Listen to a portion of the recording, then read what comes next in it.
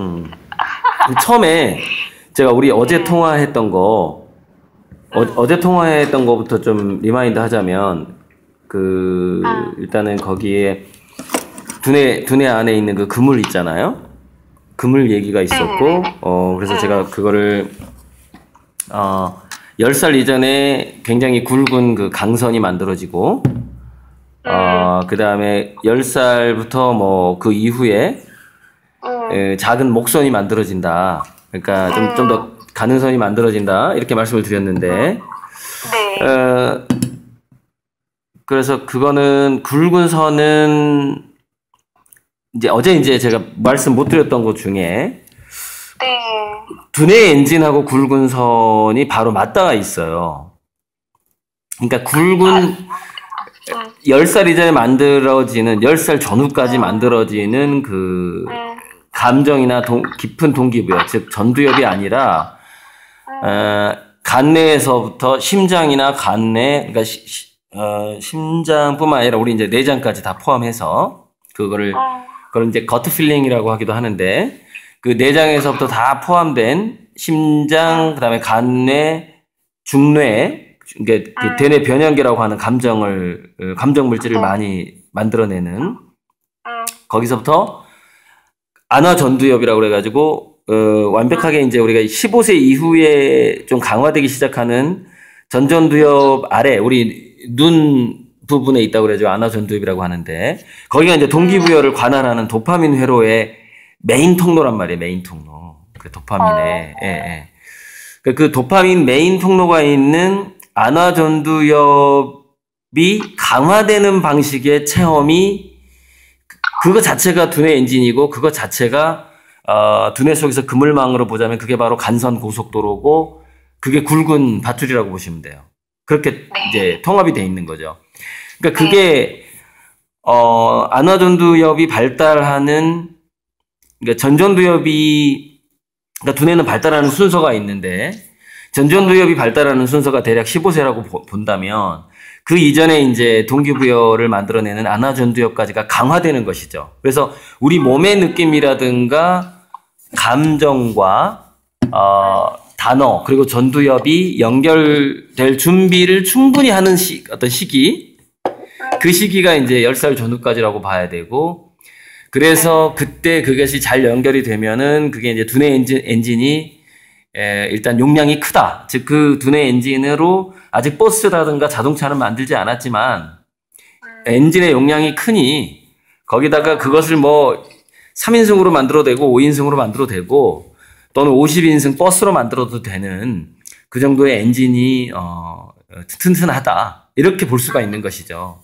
그런데 이제 우리가 공교육적인 어휘력 학습, 책 읽기 이런 것들을, 그러니까 흔히 말하는 리듬으로 리드하는 것, 리드하는 그 직거리를 해버리면은 엔진이 커지기보다는 엔진을 키우는 것에 아이가 집중을 해야 되는데, 아직 충분히 발달하지도 않은 전전두엽 쪽에 신경을 쓰게 만들어버리는 거죠, 부모가.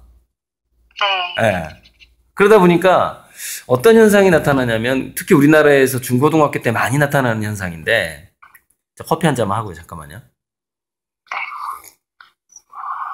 우리나라 중고등학교에서 어떤 현상이 나타나냐면, 동기부여는 부모만 돼 있고요, 부모. 동기부여는. 그러니까 두뇌 엔진은 막, 부모가 막 엔진이 돌아가, 막, RPM을 올려야 돼, 막 이래, 부모가. 동기부여가 되는데, 기어가 없어. 그러니까 무슨 얘기냐면은, 그걸 크랭크 축이라고 하나? 그러니까, 막 우리, 그게 뭐냐면 가족주의잖아요. 예를 들어서, 자식의 출세가 나의 체면이야, 곧, 예를 들어서. 그러면은 이제 그 가족이 하나로 묶이는 거죠. 그러면 이제 그게, 사실 아이가 엔진이 돼줘야 되는데, 아이가 엔진이 되고 부모는 기여 조작을 해주는 그런 쪽으로 돼야 되는데, 반대가 된 거야. 부모가 엔진이 되고, 애가 기여 조작을 하는 거지. 그러니까 부모는 RPM을 막 올려, 막 엔진을 돌려. 근데 애가 기어를 중립에 놔둬버려. 애가. 바퀴는 안 돌아가. 실행은 안 돼. 그러니까 이런 현상이 왜 일어나냐면, 뭐랄까. 일단 엔진이 얘들이 약화가 됐고, 또 하나는 뭐냐면은 자기가 동기부여 되는 것에 있어서 자기가 발전해가는 느낌, 아, 내가 세상을 알아가고 세상 사람들하고 함께하고 그리고 나보다 한두 살 더 많은 또는 10살 많은 사람들과 내가 이렇게 단어 공부를 좀 하다 보니까 일반 상식 공부를 하다 보니까 대화가 되네 막 이러면서 그러면서 기아라든가 크랭크 축이라든가 즉 엔진의 힘이 바퀴까지 전달되는 그리고 이제 거기에는 이제 브레이크도 있어야 되겠죠. 그건 휴식이죠, 휴식. 그죠? 휴식을 할 수 있는 그런 끊을 때 끊고 포기할 때 포기할 수 있는 그런 능력이 이제 브레이크라고 본다면은 그런데 그 시기를 그거를 이제 보통 뭐 그 적기 교육이라고 보통 말을 하는데 그러니까 적기 교육과 적성 교육 즉 그 아이에 따른 적성 그다음에 그 아이의 두뇌의 발달 단계에 따른 적기 이것에 대해서 민감해지지 않는 선생님이나 부모가 그 아이를 맡게 되면 그리고 이제 그게 거기에 대해서 왜 민감해지지 않느냐는 그 자신의 욕망의 선글라스를 끼고 있느냐 없느냐의 문제예요. 그러니까 욕망의 선글라스를 끼면은 자식의 민감성을 잘 못 봐. 그리고 시선이 늘 저 멀리 비전을 향해 있는 거죠. 부모가 바로 등잔 밑에 있는 자기 자식의 감수성을 봐야 되는데 지금 얘가 어떻게 느끼고 있는가. 이제 그런 문제들이 지금 특히 한국에서 좀 많아지고 있고 미국도 아마 일부 있을 거예요. 그게 유럽형 그런 어떤 흔히 말하는 스칸디맘이 아니기 때문에 미국의 부모들도 뭐 그런 측면들을 좀 보충을 했으면 좋겠고 그래서 이제 카톡 내용의 그 질문 중에 두뇌 엔진 얘기가 있었고 또 하나가 이제 기억이 나는 게 그 시기별로 10살 전후에는 그럼 어떻게 그거를 강화시켜주고 13살 전후에는 어떻게 하고 15, 16세 전후에는 어떻게 하느냐 이 질문이 있었어요. 그죠? 그 질문은 기억이 나고 또 제가 기억 못하는 건 뭐죠? 한 13세, 15세 된 아이들이 이제 공부를 해야 될 나이인데 네. 진짜 공부하기 싫어하고 뭐 너의 꿈이 뭐니 그러면은 없다고 그러고 눈동자는 굉장히 풀어져 있고 그런 아이들을 봤을 때 그런 아이들한테는 어떻게 모티베이션을 줄 수 있을 것인가? 역시 이제 미국 분이라 모티베이션. 네, 모티베이션. 못 알아듣겠다. 한국 사람들. 네, 모티베이션, 동기부여. 문제인데. 네, 그게 이제 또 다른 질문. 네. 그다음에 예전에 그 비디오에서 몇 개 비디오 안에서 이제 그 두 개의 그게 빙산이라고 그러나? 빙산과 이제 빙각이 있죠. 네. 그러니까 무의식의 문제. 근데 이제 한 개는 작게 그리셨고 밑에 그렇죠. 이렇게 물 밑에 하나는 크게 그리셨어요. 밑에는 그러니까 위에는 똑같은데 아래는 달라요. 그러니까 위에서 볼 때는 아이가 똑같이 뭐 공교육 점수로 보면 똑같은 것 같은데 아래가 다른데. 그렇죠. 그걸 포텐셜이라고 말하죠 보통. 포텐셜, 잠재력. 네, 그렇죠. 그러니까 그 subconscious 그 레벨이잖아요. 그 부분을 어떻게 하면은 좀 encourage 해줄 수 있을까 아이들한테. 어떻게 엄마로서 아니면 뭐 선생님으로서 아이들을 기를 때 어떻게 하면 그 아래 부분을 이렇게 크게 만들어줄 수 있을까? 어떻게라는 부분이 조금 제가 그게 좀 질문이었고, 그 다음에 이제 또 있었나요? 네? 또 있었나요? 그거 말고? 네, 마지막으로 개인적으로는 이제 제가 이제 그때 이제 박문호 선생님 뭐 얘기해 주신 거. 네네. 그래서 제가 그걸 하나를 몇 개 이제 봤는데, 제가 그거에 대해서 조금 더 계속 공부를 하고 싶은데, 어떻게 시작을 해야 될 것인가, 어디서부터 공부를 해야 될 것인가에 대해서.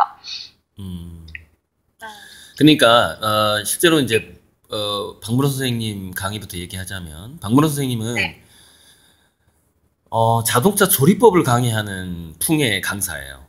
자동차는 아, 부품은 이 A 부품은 이렇게 만들어지고 B 부품은 이렇게 만들어지고 이것들이 협업을 할 때는 이런 효과가 나타나고 뭐 이런 식으로 강의를 하는 거고 저는 어떤 식의 강의를 좋아하냐면 자 자동차를 당신이 샀는데 비포장 도로를 달릴 때는 이렇게 운전하는 게 좋고 부산의 그 부산 도로는 이렇게 달리는 게 좋고 서울에 가면 이렇게 달리는 거 좋고 아우토반에서는 이렇게 달리고 그리고 수동하고 자동을 전환할 때 버그가 생길 수 있으니 그 버그를 조심하세요. 버그는 폭풍우가 칠 때 많이 생깁니다. 습기가 많을 때. 네. 이런 식의 강의를 좋아하는 사람인 거예요. 그러니까는 그런데 보통 대중 뇌과학 서적은 어느 정도 레벨에 있냐면은 박문호 박사 풍의 자동차 디자인이라든가 자동차 제작수를 다루는 게 한 60% 정도. 그 다음에 운전법을 한 20% 정도를 다뤄요. 그 무슨 얘기냐? 다 80점이야. 그 무슨 얘기 100점짜리 뇌과학 책이 없어. 그러니까 예를 들어서 그 일반 그 두뇌 유형에 따라서 아이들을 이렇게 가르쳐라, 동기부여를 이렇게 해라라는 그런 어떤 책들이 또 있어요. 보통 이제 그 심리학자라든가 신경과 의사라든가 또는 강사들이 쓴 책 중에 그런 거는 이제 운전법을 다루는데 버그에 대한 걸 또 안 다뤄. 돌발 상황이라든가 폭풍우가 칠 때라든가 이거를 좀 10% 빠뜨리고 물론 이제 운전법은 좀 많이 얘기를 하고 있죠. 그리고 또 하나는 뭐냐면 박문호 박사식의 그 아주 체계적인 그 자세한 마치 의학적인 그런 내용들은 또 빠뜨리죠. 빼죠. 근데 그것을 빼는데 그거를 공부 안에서 몰라서 빼는 건지 아니면 다 알지만 생략한 건지에 대해서 저는 약간 느낌이 오죠. 그 책을 쓴 사람이 이게 몰랐기 때문에 뺀 건지 알고 있지만 충분히 그 분야도 열심히 공부를 하지만 책에 다 담기에는 분량이 너무 많아지니까 그렇죠. 뺀다. 그럴 경우에는 반드시 압축한 문장이 있게 마련이에요. 그러니까 그 문장은 뭐냐면은 아주 전문가가 아니면 이해하지 못하는 문장 하나로 툭 압축해놓고 지나가요. 그러니까 나는 그런 책들을 보면서 그런 아주 압축적이고 함축적인 문장이 있는가 없는가를 보는 거예요. 그거는 굉장히 비유적이고 시적으로 딱 남는 거죠. 마치 옛날에 공자나 예수가 얘기했던 비유처럼 딱 남기고 지나가거든요. 근데 그 문장이 없으면 그 사람은 두뇌를 잘 모르는 거예요. 근데 공부를 충분히 안 한 사람인 거예요. 일단 저는 그렇게 판단을 하고 있고 그래서 이제 박문호 박사 공부하고 제 강의하고 그다음에 시중에 나와 있는 뇌과학과 동기부여와 또는 두뇌 혁명에 관한 두뇌를 어떻게 바꿀 것인가에 대한 그런 그 세 파트를 동시에 공부하지 않으면 이해할 수 없다라고 봐요. 동기부여, 뇌과학. 그러니까 동기부여 방식에 학생들한테 이렇게 충고해주고 부모 교육을 하는 그런 대중서들이 있어요. 그렇죠. 예. 그게 이제 운전법에 관한 것이 많단 말이에요. 예를 들어서 남자아이 기르는 법 이런 식으로. 네. 그리고 이제 박문호 박사식의 아주 그 인간의 두뇌를 해부하듯이 가르치는 부류가 있단 말이에요. 그리고 이제 저 같은 경우에는 이거는 굉장히 그 버그라든가 폭풍우 치는 날씨 그 의외성이라든가 그다음에 과학적으로 전혀 검증되지 않은 그 영혼의 이야기, 귀신 같은 얘기, 거우스트 같은 이야기를 하는 사람 것도 참고를 해야 돼요. 근데 여기서 이제 바로 그 서브컨셔스 얘기했잖아요. 그 포텐셜, 빈각과 빈산의 부분으로 바로 연결이 되는 거거든요. 그게 어떻게 연결이 되냐면은 제가 이제 최근에 양자생물학 책을 이제 뒤에 한 5페이지 남기고 완독을 했는데 거의 한 400페이지 정도 되는 것 같아요. 근데 이제 거기서 계속해서 제가 확인했던 건 뭐냐면은 그 인간의 신체 중에서 모든 세포는 세포막의 그 리셉터 수용체라는 부분이 있는데 이게 예전에 제가 그 마음의 그림자라는 그 로저 펜로즈가 쓴 책을 읽었을 때 인간 두뇌에서 양자적인 현상이 미세소관에서 일어난다는 얘기를 그 책에서 봤어요. 근데 내가 그때 약간 의심을 품었어요. 왜 그러냐면은, 두뇌의 기원이 세포막에서부터 출발을 한단 말이죠. 그리고 제가 세포 생물학을 연구를 해보니까 세포막에서 리셉터라는 수용체 부분이 있는데 끝까지 제가 미스테리한 게 뭐였냐면은 그 이온을 받아들이고 그러니까 세포의 생명을 유지하기 위해서 이온을 받아들이거나 내뱉는 작용을 그 리셉터가 하는 거예요. 문이 하는 거예요. 근데 나는 그때 의심스러운 게 이 문은 도대체 뭘 기준으로 이 세포의 생명성을 유지하는가 라는 의문이 계속 생기는 거예요. 그래서 결국 우리 의식의 기원과 어떤 영리함의 기원이라는 것은 세포막에 있는 리셉터구나 라고 분명한 결론을 내렸어요. 그리고 이제 그 책을 쓴 브루스 립턴이라는 세포 생물학자도 그렇게 얘기를 하고 있어요. 근데 얼마 전에 본 양자 생물학 책을 보니까 그 학자도 또 동일한 얘기를 하는 거예요. 뭐냐면은 세포막에, 여기서 세포막이라는 것은 뉴런과 시냅스의 막에도 리셉터가 많아요. 그 관문이 많아요. 예. 거기에 있는 모든 그 어떤 이온 출입을 관장하는 문지기 같은 역할을 하는 기관이 있단 말이에요. 분자가 있단 말이에요. 분자단위가. 그 분자단위 그 수용체, 리셉터에서 양자적인 현상이 일어난다라는 결론이 나오는 거예요. 양자생물학을 보니까. 이 양자적인 현상이라는 건 뭐냐면은 수많은 상상과 뭐 예를 들어서 양자 중첩, 양자 도약, 양자 터널링, 양자 얽힘, 양자 결맞음 여러 가지 한 다섯 여섯 가지 양자적인 그 현상이 있어요. 전자와 원자에서. 근데 그 양자적인 현상이 가장 많이 일어나는 곳을 바로 세포막의 수용체라고 보는 거예요. 이 양자생물학자가. 그래서 인간의 두뇌에서도 다중적인 생각이라든가 다차원을 느낀다든가 과거, 현재, 미래를 알아낸다든가 하는 어떤 그런 아주 잠재적인 초능력은 최초에 어디서부터 오는가? 그게 세포막에 있는 수용체의 감수성이라는 결론이 나와요. 제가 지금까지 쭉 뇌과학 공부까지 다 했을 때. 그런데 바로 그 세포막에 수용체도 시냅스도 막이 있어요. 시냅스도. 거기서 수많은 소포체들이 오가는 그 통로가 있고, 그리고 신경 전달 물질을 재흡수하는 통로가 있어요. 그러니까 무슨 얘기냐면은 인간의 두뇌만큼 관문이 많은 기관이 없어요. 그래서 인간의 전체 신체 중에서 모든 세포도 양자 생물학적인 작동을 하지만 인간의 몸에서 가장 많은 포텐셜, 가장 많은 양자적인 현상이 나타나는 곳이 우리 두뇌예요. 그 중에서도 두뇌 피질이라고 볼 수가 있죠. 자, 지금 시간이 오케이. 지금 얼마 남았지? 한 15분 정도 더 할 수 있을 것 같거든요. 대화를. 자, 그래서 문제는 뭐냐면 그 포텐셜이라는 건 뭐냐? 자, 우리가 어렸을 때 우리 아이들한테 할머니들이 옛날 얘기를 해줘요. 뭐 예를 들어서 그 라디오가 처음으로 보급됐을 때 아이들이 엄마 아빠 이 라디오 안에 사는 사람들은 도대체 크기가 얼마나 한 거야? 이렇게 물어본단 말이에요. 그 라디오 안에 사람이 있다고 생각하는 거야. 근데 자, 두 가지 반응이 있어요. 이 라디오는 수신기에 불과하단다. 사람들은 방송국에가 있고 그게 전파를 통해서 어쩌고 저쩌고 이렇게 대답해주는 사람이 있을 거예요. 그 뭐 3살, 5살짜리 애한테. 지극히 뭐냐면은 상상력을 제한하고 그 더 많은 그 다양한 상상을 못하도록 만드는 정답 제시형 대답이죠. 그쵸? 근데 뭐 이렇게 대답을 하는 거예요. 사람들이 굉장히 작아.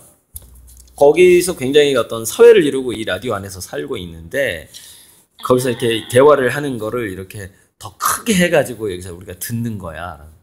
그럼 그 다음에 어떻게 될까요? 이 사람들은 뭐 먹고 살아요? 똥 싸면 어떻게 해요? 이렇게 된단 말이에요. 그러면 아빠가 내가 밥 주잖아. 그러고 똥 싸면 어떻게 해요? 너 일어나기 전에 아침마다 내가 라디오 밑에를 청소한단 말이야. 그 똥하고 오줌을. 뭐 이런 식으로. 그럼 그 라디오를 보면서 막 별 생각을 다 해. 그런데 이게 이제 일명 말하는 그 아인슈타인이 말했던 뭐 지능보다 상상력이 더 위대하다 뭐 비슷한 풍의 얘기가 있는데 그렇게 수많은 상상을 하게 되었을 때 제가 봤을 때는 인간의 두뇌는 훨씬 더 많은 다차원의 양자 중첩이 일어날 가능성이 높다 이렇게 보는 거예요. 그러니까 지금 이게 완전히 진짜 업소드하고 이게 도저히 과학적으로 증명할 수도 없고 수많은 사람들이 저를 비난할 수도 있는 이야기예요. 어차피 이걸 증명하기엔 너무 힘들어요. 그런데 빙산과 빙각의 그 포텐셜, 그 빙산은 똑같은데 빙산이 크고 작은 것의 차이가 뭐냐라고 저한테 이제 물어봐서 하는 이제 나온 이야기인데 더 엉뚱하고 더 업소드한 상상을 10살 전후까지 많이 한 애가 빙산이 크다고 볼 수가 있어요. 잠재력이. 왜냐면 그 경향성이 15세 이후에 수많은 공부를 이제 그 과거에 과학자들과 학자들이 쌓아놓은 공부를 할 거 아닙니까? 수학 공부하고 뭐 세계사 공부하고 할 거 아니에요. 하지만 그 공부를 하기 이전에 얘가 생각했던 상상력의 가지수의 그 경향성은 그 양자 중첩, 다차원이 중첩되는 그 세포가 학습한 경향성, 세포의 패턴, 우리 두뇌와 다차원이 연결된 그 돌아가는 방식이 변치를 않는 거예요. 그러면 얘가 공부를 하거나 교수하고 대화를 하거나 할 때 끊임없이 질문을 할 줄 아는 애가 돼버리는 거죠. 마치 라디오 안에 작은 사람이 산다라고 얘기해줬던 할머니나 그 아빠의 말 때문에 또 다른 의문이 계속 생겼던 것처럼. 아빠 하늘은 왜 파래? 뭐 이런 질문들 있잖아요. 그러면 뭐 파장 얘기해가면서 푸른색 파장이 뭐 가장 많이 남아있기 때문에 잉여가 생기기 때문에 뭐 그렇다 이런 식으로 무슨 뭐 과학적인 얘기를 해버리면은 두 가지 효과가 있죠. 첫째, 저게 답인 것 같은데 이해는 안 간다. 둘째, 난 왜 이렇게 무식하지? 또 하나 있구나. 우리 엄마 아빠 또는 선생님은 굉장히 위대한 두뇌를 갖고 있는데 나는 미천한 두뇌를 갖고 있구나. 이 세 가지 고정관념이 들어가 버리죠. 그렇죠? 그 두뇌가 향후에 그 잠재력을 가질 수 있을 거라고 생각하세요? 그렇게 세팅돼 버렸는데 특히 10살 이전, 그 3세, 8세 사이에 두뇌가 세타파를 많이 유지할 때 이 아이의 아주 깊은 무의식까지 체면 걸어서 아주 그냥 무의식에 집어넣어버리듯이 정답을 제시하는 어른들 사이에서 자란 그 아이가 포텐셜이 생길 거라고 생각하냐고요. 걔는 일명 전자계산기가 되는 거예요, 그냥. 상상력이 풍부한 인간이 아니라. 근데 그런 식으로 자란 인간형이 어디에가 가장 많냐면 불행하게도 공무원 사회가 가장 많다는 거예요. 제가 이것에 대해서도 강의한 적이 있는데 그래서 모든 공무원이 그렇다는 거 아닙니다. 또 공격하니까. 또 요즘 공무원은 또 창의적인 공무원이 많습니다. 그러니까 공무원 선발 방식이 고시 패스형이고 시험 보는 형으로 어떤 사회가 유지가 됐을 때 그 사회 모든 공무원의 특성은 뭐냐면은 과거에 있었던 일에 대해서는 잘 대답을 하는데 새로 생긴 문제라든가 지금 새로 생긴 문제, 앞으로 생길 문제에 대해서는 상상을 잘 못해요. 왜 그 사람들의 두뇌는 양자 중첩 현상이 지극히 제한되어 있기 때문에. 상상과 포텐셜과 자기 자신의 초능력과 무한을 믿지 않기 때문에. 그래서 어떤 그런 아주 신비한 것에 대한 믿음, 그리고 자기 자신의 초능력에 대한 믿음, 그리고 지나치게 비현실 정도의 절박함, 이런 세 가지 정도의 정도가 두뇌의 그 양자 중첩 현상이라든가 양자 터널링 현상, 양자 터널링 현상이라는 것은 도저히 다다를 수 없는 곳에 나의 사고가 닿는 현상이거든요. 도저히 내가 생각해보지 못했던 것이 떠오르는 현상이에요. 그것을 양자적으로 얘기하자면 양자 도약이라는 거예요. 그리고 또 뭐냐면은 내가 도저히 알 수 없는 저 먼 곳에 있는 어떤 문제점이 내가 파악되는 거. 나는 뭐 이렇게 서울에 가 있는데 미국에 있는 어떤 총 맞은 흑인과 그리고 지금 시위하고 있는 그 등 뒤에 총을 많이 맞았다고 하던데 시위하고 있는 사람들의 그 심정을 느끼는 감수성. 이건 뭐지? 이거는 일명 양자 얽힘이라는 거예요. 비유를 하자면. 아무리 멀리 떨어져 있어도 그걸 느낄 수 있는 경지. 이런 거죠. 그런 것들이 실질적인 인간의 경쟁력이에요. 근데 그런 포텐셜이 없는, 그 신비함과 무한에 대한 상상력과 믿음이 없는 사람들은 결국 인공지능한테 다 잡히게 돼 있는 거죠. 그렇죠. 네, 그게 포텐셜에 대한 빙상과 빙각에 대한 얘기고, 그 이전에 이제 뭐 모티베이션 얘기가 나왔었는데 동기부여. 동기부여 문제는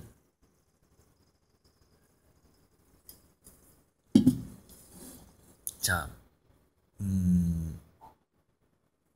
일단 거기에 대해서 강의를 많이 했어요. 도파민 회로, 뭔가 호기심, 동기부여 회로가 강해지려면 이런 조건이 필요해요. 뭐냐면 약간 미지의 세계인데 그다지 안전하지 않은 세계에서 자기가 아장아장 걷다가 또는 탐색을 하다가 뭔가 흥미로운 걸 발견을 해요. 발견을 했는데 그것이 아주 지저분하거나 또는 살짝 위험한 것일 수도 있거든요. 근데 아주 치명적인 건 아니야. 예를 들어서 코브라나 뭐 전갈이 아니야. 가재 정도, 가재. 딱 물리면 피가 나거나 멍드는 정도야. 근데 주변에 보호자 그냥 냅뒀어. 그래서 얘는 몇 번 물려봐. 그래서 막 울어.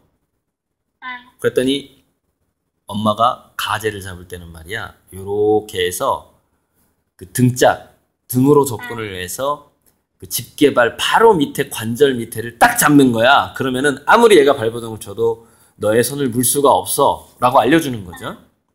물론 가재는 큰 게 있고 작은 게 있어요. 그럼 아이는 그 작은 가재를 물리지 않고 잡기 시작하죠.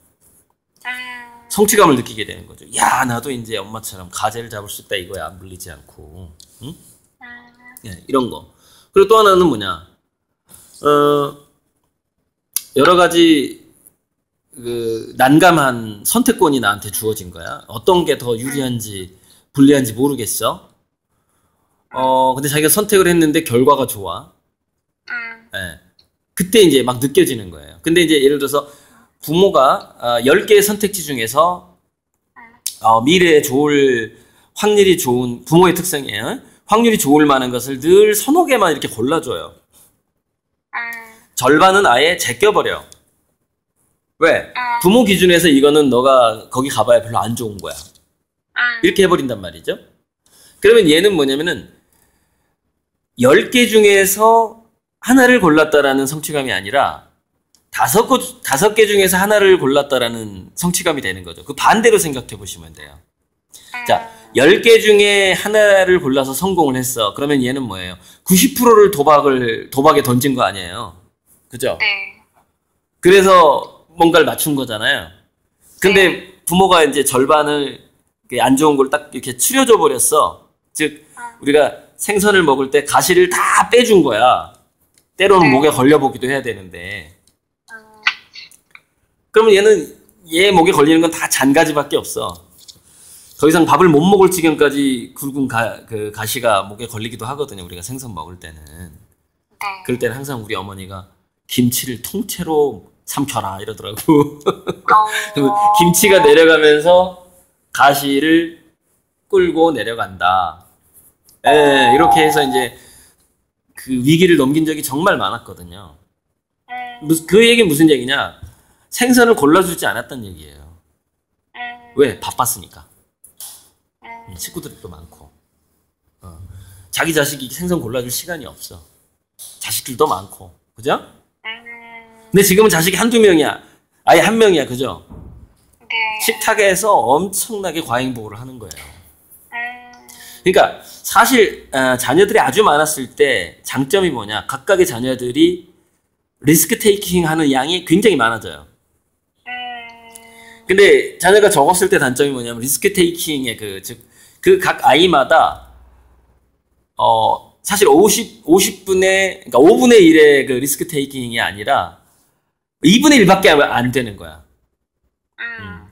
그러니까 도박을 자기는 90%나 건 게 아니라 또 50%를 건 것도 아니고 뭐라고 해야 되지?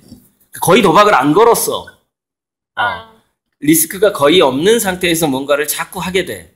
그러면 그 리스크가 없는 만큼 그 떨림과 설레임과 두려움이 없는 만큼 동기부여가 약해져요. 굉장히 상대적이거든 이게. 상대적이야. 그래서 제가 이제 큰 위험만 제거한 들판에서 방목하라 이렇게 얘기를 하는 거예요. 큰 위험이 없는 상태에서. 그 얘기죠. 그게 모티베이션의 기본이에요. 그러니까 그 모티베이션의 기본은 이건 제가 약간 어렸을 때의 그 상태를 통합적으로 비유적으로 말씀드린 건데 네. 그 모티베이션의 첫째는 뭐냐? 미지의 세계가 있어야 돼요. 근데 그 미지의 세계가 약간 매혹적이어야 돼. 예. 근데 다양한 선택지가 있어야 돼. 예, 다양한 선택지가. 그리고 뭔가를 내가 선택할 때마다 결과가 거의 다 달라야 돼. 그 평균치가 나오면 안 돼.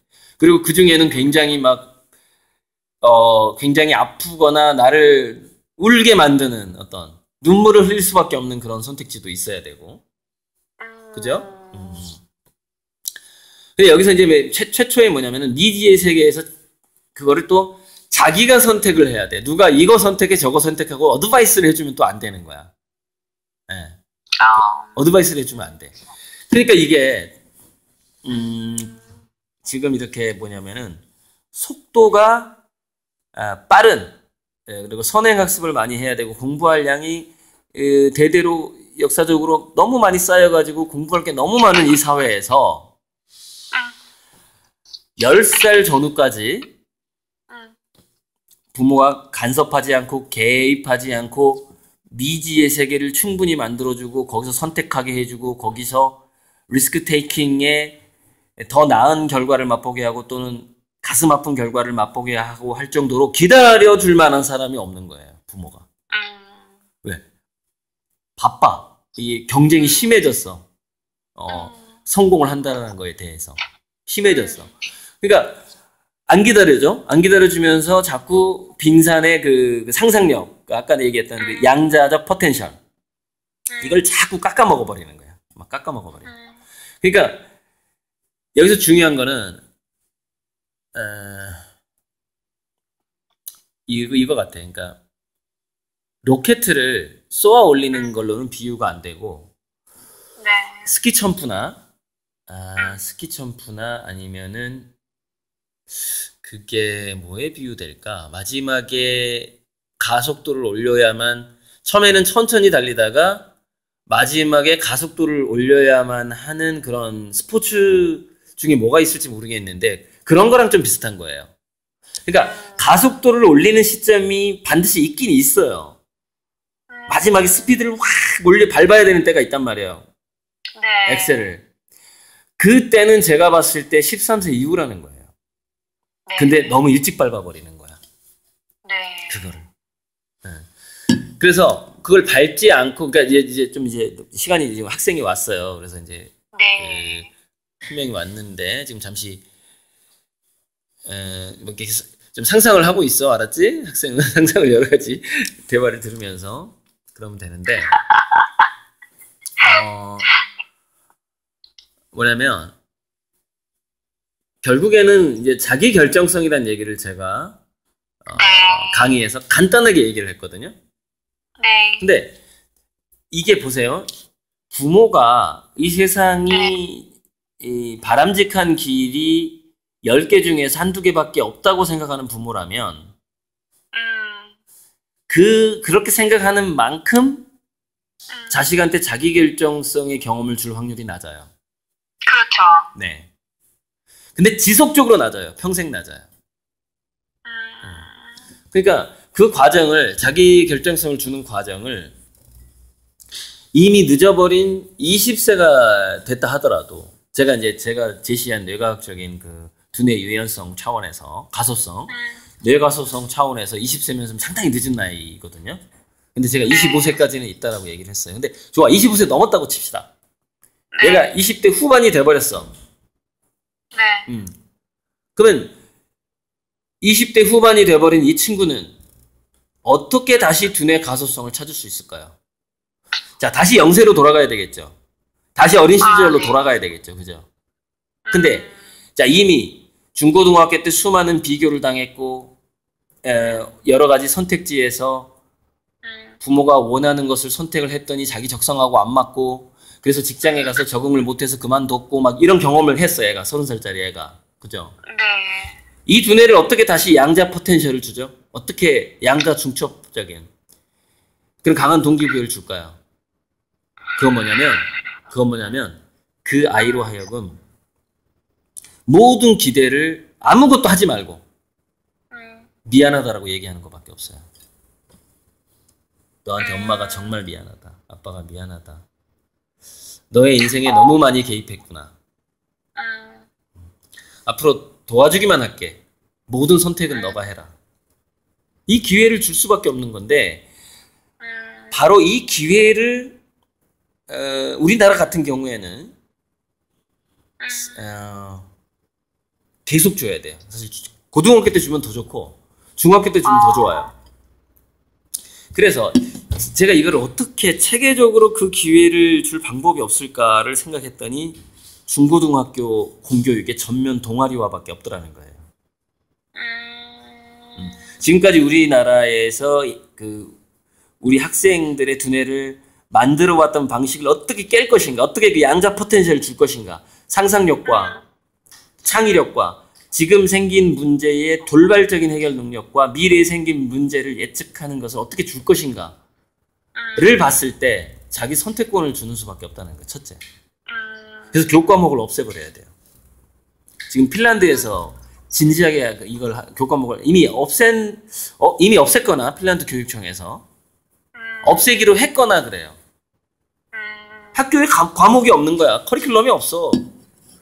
다 동아리 방식하고 프로젝트밖에 없어. 이렇게 완전히 바꾸겠다는 거 아니에요. 지금 핀란드가. 네. 그러니까 자, 그러면은 미국하고 지금 한국이야. 네. 그러면은 얘가 근데 학교를 다녀. 어떻게 교과 과목을 없애줄 수 있죠? 우리 애를? 학교 성적을 완전히 무시해야 되는 거죠. 그러면 교과 과목이 없는 거나 마찬가지가 되는 거예요. 그죠? 그러면 동기부여가 되는 거예요. 그러면 예전엔 이렇게 이제 사람들이 지금까지도 공격을 하는데, 학교 성적 나쁜데 당신이 우리 애 좋은 대학 보내줄 거야? 뭐 이런단 말이에요. 네. 좋은 대학도 같은 연장선상에 편입되는 시대가 왔다라는 거예요. 지금은 명문대 실업자가 많아지고 있다는 얘기죠. 네. 그러니까 저는 요즘에 제가 예전부터 해왔던 강의에 대해서 자신감이 넘쳐요. 예전에는 조금, 물론 이제 개별 상담을 하면 좀 방법은 달라져요. 네. 얘는 그냥 정시로 그냥 명문대를 보내는 게 낫겠다. 얘는 수시 전략 중에서 수시 전략이 3,000가지가 있다며요. 우리나라 수시 그 방법이 학교마다 다르고. 이 3,000가지 중에서 그래, 너가 원하는 학과가 뭐야? 그러면은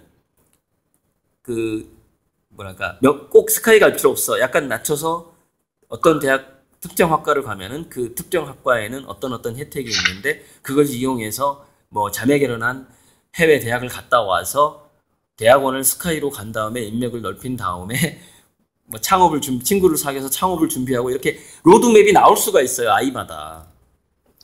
네. 그거는 개별적으로 해결해야 되는 문제고 여기서 기본 공통점은 일단은 너무 벅차면 안 된다라는 거예요. 그 아이한테. 너무 벅차면 안 됩니다. 잠시만요. 010-739888. 아, 여보세요. 오셨어요? 네, 선생님 여기 보이는 게 처음은 보상가 그리고 조경 자재, 골드 카드. 아, 오케이. 잠시만 나갈게요. 그 근처에 계세요? 네.